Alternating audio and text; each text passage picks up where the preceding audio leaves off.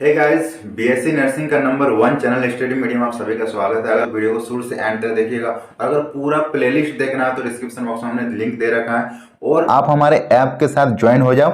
आपको यहाँ पे सक्सेस बैच मिलेगा जो एम्स के लिए एकदम परफेक्ट होगी और यहाँ पे 100% सिलेक्शन की गारंटी है। ये कोर्स आपको सिर्फ और सिर्फ 499 में कराया जाएंगे पूरा एकदम, जब तक आपका एग्जाम नहीं हो जाता आपका कोर्स क्लासेस चलेगी। जल्दी जल्दी ज्वाइन हो जाओ। उसके बाद आपको प्रैक्टिस के लिए हमने एक पीडीएफ प्रोवाइड कराया हुआ है जिसमें 8000 ऑब्जेक्टिव क्वेश्चंस हैं जो हिंदी इंग्लिश दोनों भाषाओं में मिलेगी और इसमें आपको सारे सब्जेक्ट के क्वेश्चंस मिल जाएंगे। ये आपको 149 में मिलेगा, ये भी आपको हमारे ऐप में ही मिलेगा, ठीक है। और ऐप का लिंक हमने डिस्क्रिप्शन बॉक्स में दे रखा है या फिर जाकर प्ले स्टोर में सर्च करना स्टडी मीडियम, आपको दिख जाएगी। और अगर आपको कोर्स परचेज करने में प्रॉब्लम होती है तो आप इस नंबर पे डायरेक्ट फोन पे, गूगल पे, पेटीएम कुछ भी कर दो और आप हमें व्हाट्सएप कर देना, आपका कोर्स एक्टिव हो जाएगा, ठीक है।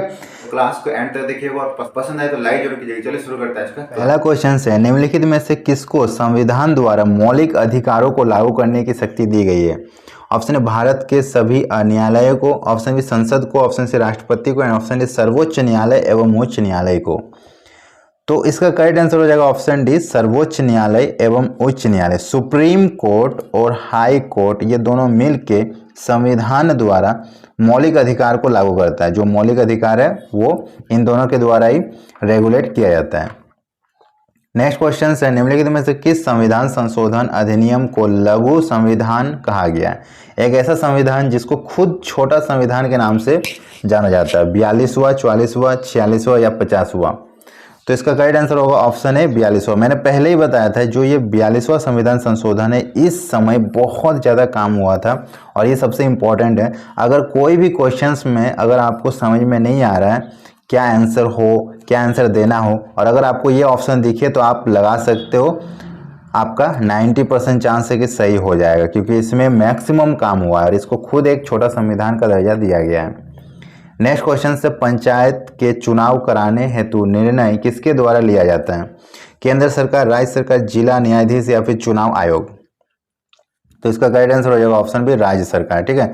पंचायत में चुनाव कराने का जो निर्णय होता है वो राज्य सरकार द्वारा होता है, ठीक है। नेक्स्ट क्वेश्चन है, किस संविधान संशोधन बिल के द्वारा वोट देने का आयु जो है वो 21 वर्ष से घटाकर 18 वर्ष कर दिया गया है? 40वां, 61वां, 57वां या फिर 63वां? तो इसका करेक्ट आंसर हो जाएगा ऑप्शन सी 57। मतलब 57वां संविधान संशोधन से पहले क्या था, वोट देने का आयु 21 वर्ष था, अब वो 18 वर्ष कर दिया गया। ये संविधान के 57 संशोधन से ऐसा हुआ था। तो ये वेरी इंपॉर्टेंट है, ये बहुत बार रिपीट हुआ है, ठीक है। नेक्स्ट क्वेश्चन है, हमारे संविधान के अनुसार राज्यसभा का कार्यकाल कितना होता है? 2 वर्ष में एक बार समाप्त हो जाता है, प्रत्येक 5 वर्ष में समाप्त होता है, प्रत्येक 6 वर्ष में समाप्त होता है या फिर समाप्त होने का विषय नहीं है?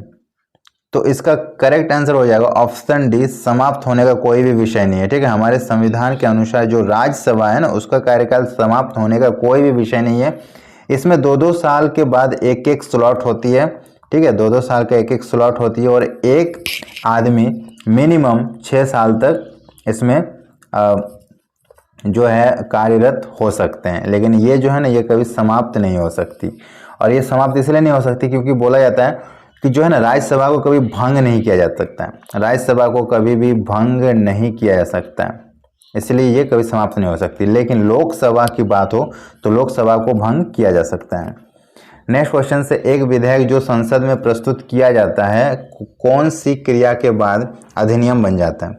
ऑप्शन ए जब वो संसद के दोनों सदनों द्वारा पारित हो जाता है, ऑप्शन बी जब राष्ट्रपति अपनी सहमति दे दे, ऑप्शन सी जब प्रधानमंत्री इस पर हस्ताक्षर कर दे, एंड ऑप्शन डी जब सर्वोच्च न्यायालय इसे केंद्रीय संसद के अधिकार क्षेत्र में होना घोषित कर दे।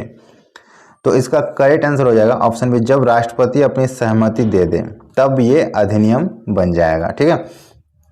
नेक्स्ट क्वेश्चन से, एक गैर संसद के रूप में संसद के किसी एक सदन की कार्यवाही में भाग ले सकता है? उपराष्ट्रपति, मुख्य न्यायाधीश, महान्यायवादी, मुख्य निर्वाचन आयुक्त? तो इसका करेक्ट आंसर हो जाएगा ऑप्शन सी महान्यायवादी। ओके, ये एक गैर सदस्य के रूप में संसद के किसी भी सदन के कार्यकाल में भाग ले सकता है, लेकिन ये संसद का सदस्य नहीं होता, ये संसद का कोई भी सदस्य नहीं होता। लेकिन ये भले ही लोकसभा हो या राज्यसभा दोनों ही कामों में ये अपना भाग ले सकता। और जब वोट ड्रॉ हो जाती है, मतलब लोकसभा और राज्यसभा दोनों का जो मत है वो बराबर स्थिति में आ जाते, तब भी महान्यायवादी का एक वोट जो है वो डिसाइड करता है कि कौन सी पार्टी जीतेगी। नेक्स्ट क्वेश्चन से, एक उच्च न्यायालय का न्यायाधीश अपना त्यागपत्र किसे दे सकता है? राष्ट्रपति को, भारत के उप न्यायाधीश को, भारत के मुख्य न्यायाधीश को, ऑप्शन सी उसके राज्य के उच्च न्यायालय के मुख्य न्यायाधीश को, या फिर राज्य के राज्यपाल को। तो इसका करेक्ट आंसर हो जाएगा ऑप्शन है राष्ट्रपति को। ठीक है, उच्च न्यायालय हो या सर्वोच्च न्यायालय हो, त्यागपत्र हमेशा राष्ट्रपति को ही देगा। नेक्स्ट क्वेश्चन से, राष्ट्रपति पर महाभियोग का आरोप संसद के किस सदन द्वारा लगाया जा सकता है? लोकसभा द्वारा, राज्यसभा द्वारा, संसद के किसी भी सदन द्वारा, या फिर इनमें से कोई नहीं।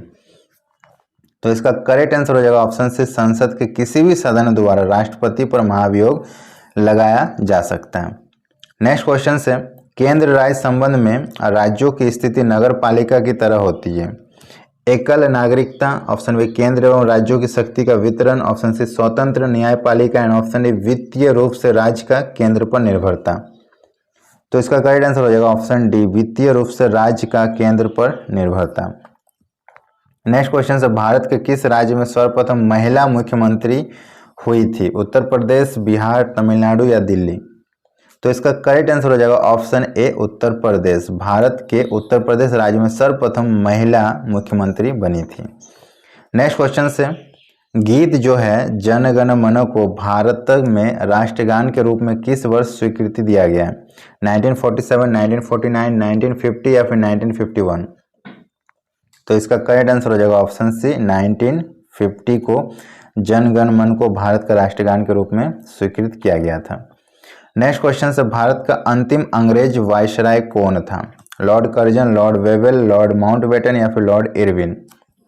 तो इसका करेक्ट आंसर हो जाएगा ऑप्शन से लॉर्ड माउंटबेटन। ये जो थे ये भारत का अंतिम अंग्रेजी वायसराय थे। नेक्स्ट क्वेश्चन से, निम्नलिखित में से कौन भारत को एक धर्मनिरपेक्ष राज्य बताता है? मूल अधिकार, नौवीं अनुसूची, निर्देशक सिद्धांत या फिर संविधान की प्रस्तावना? तो इसका करेक्ट आंसर हो जाएगा ऑप्शन डी, संविधान की प्रस्तावना। जो संविधान की प्रस्तावना होती है वो भारत को एक धर्मनिरपेक्ष राज्य बनाता है। इसका मतलब ये हुआ धर्मनिरपेक्ष का कि भारत में कोई भी धर्म को प्रधानता नहीं दी गई, सभी धर्मों को समान दर्जा दिया गया। नेक्स्ट क्वेश्चन से, भारतीय संविधान में नीति निर्देशक तत्वों के समावेशन का उद्देश्य है सामाजिक लोकतंत्र, गांधीवादी लोकतंत्र, सामाजिक और आर्थिक लोकतंत्र या फिर राजनीतिक लोकतंत्र? तो इसका करेक्ट आंसर हो जाएगा ऑप्शन सी, सामाजिक और आर्थिक लोकतंत्र।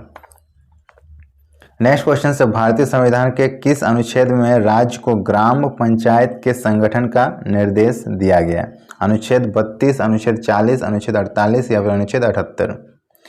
सो इसका करेक्ट आंसर हो जाएगा ऑप्शन बी, अनुच्छेद 40। इसमें क्या है कि ग्राम पंचायत का जो संगठन है वो अनुच्छेद 40 के अंतर्गत आता है। नेक्स्ट क्वेश्चन से, एक व्यक्ति ग्राम पंचायत की सदस्यता के लिए चुनाव लड़ना चाहता है, उसकी उम्र कितनी होनी चाहिए? 18 वर्ष या उससे ऊपर, 19 वर्ष से ऊपर, 21 वर्ष या उससे ऊपर, या फिर कम से कम 25 वर्ष? तो देखो ग्राम पंचायत की सदस्यता के लिए अगर चुनाव लड़ना चाहता है, कोई इलेक्शन में खड़ा होता है, तो उसकी आयु मिनिमम 21 वर्ष या इससे ऊपर होना चाहिए। अगर 25 वर्ष या इससे ऊपर की बात किया जाए तो लोकसभा में, अगर 30 वर्ष या इससे ऊपर की बात किया जाए तो राज्यसभा में, अगर 35 वर्ष या इससे ऊपर की बात किया जाए तो राष्ट्रपति, प्रेसिडेंट के रूप में। इस तरह से इसका एक लिमिट होता है। नेक्स्ट क्वेश्चन से, उच्च न्यायालय अथवा सर्वोच्च न्यायालय द्वारा नागरिकों के मौलिक अधिकार की रक्षा हेतु जारी समादेश को क्या कहा जाता है? परमादेश, अधिकार भिक्षा, उत्प्रेरण लेख या फिर बंदी उपस्थापक? तो इसका करेक्ट आंसर हो जाएगा ऑप्शन है परमादेश। नेक्स्ट क्वेश्चन से, 14 वर्ष से कम उम्र के बच्चों को जोखिम भरे काम पर न लगना किस अधिकार के प्रति संरक्षण है? शोषण के विरुद्ध, दैहिक स्वतंत्रता का अधिकार, शिक्षा का अधिकार या फिर रोजगार का अधिकार?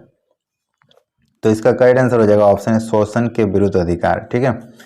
एंड नेक्स्ट क्वेश्चन से, निम्नलिखित में से किसे कानूनी अधिकार प्राप्त हैं? योजना आयोग, निर्वाचन आयोग, वित्त आयोग या फिर संघ लोक सेवा आयोग। सो इसका करेक्ट आंसर हो जाएगा ऑप्शन बी, निर्वाचन आयोग। ठीक है, निर्वाचन आयोग को कानूनी अधिकार प्राप्त होती है। आप हमारे ऐप के साथ ज्वाइन हो जाओ, आपको यहाँ पे सक्सेस बैच मिलेगा जो एम्स के लिए एकदम परफेक्ट होगी। यहाँ पे आपको recorded classes, live classes, chapter wise notes, doubt session, practice set, weekly test और प्रीवियस ईयर क्वेश्चंस के कंप्लीट सॉल्यूशन मिलेंगे और यहाँ पे 100% सिलेक्शन की गारंटी है। ये कोर्स आपको सिर्फ और सिर्फ 499 में कराया जाएंगे पूरा एकदम, जब तक आपका एग्जाम नहीं हो जाता आपका। उसके बाद आपको प्रैक्टिस के लिए हमने एक पीडीएफ प्रोवाइड कराया हुआ है जिसमें 8000 ऑब्जेक्टिव क्वेश्चंस हैं जो हिंदी इंग्लिश दोनों भाषाओं में मिलेगी और इसमें आपको सारे सब्जेक्ट के क्वेश्चन मिल जाएंगे। ये आपको 149 में मिलेगा, ये भी आपको हमारे ऐप में ही मिलेगा। ठीक है, तो ऑल सब्जेक्ट का प्रैक्टिस करना तो ये पीडीएफ आप ले लेना और ऐप का लिंक हमने डिस्क्रिप्शन बॉक्स में दे रखा है या फिर जाकर प्ले स्टोर में सर्च करना स्टडी मीडियम, आपको दिख जाएगी। और कोई भी डाउट अगर हो तो आप इस हेल्पलाइन नंबर पर कॉल करना, आपको इंस्टेंट सॉल्यूशन मिलेगा। और अगर आपको कोर्स परचेज करने में प्रॉब्लम होती है तो आप इस नंबर पर डायरेक्ट फोन पे, गूगल पे, पेटीएम कुछ भी कर दो और आप हमें व्हाट्सएप कर देना, आपका कोर्स एक्टिव हो जाएगा। ठीक है, तो जैसे ही इस फॉर्म से रिलेटेड कोई भी अपडेट आएगी सबसे पहले इस चैनल में मिलेगी। चैनल को सब्सक्राइब कर लीजिए, वीडियो अगर पसंद है तो लाइक कीजिए, सबके साथ शेयर कीजिए। मिलते हैं नेक्स्ट वीडियो में, तब तक के लिए बाय बाय।